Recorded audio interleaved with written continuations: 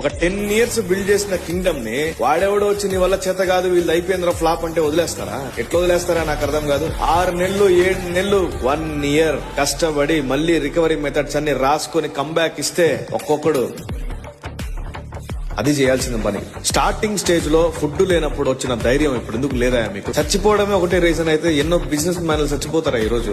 Once business లో enter అయిపోతే మన స్థాయి ఏందో మనం చూపించుకోవాలా.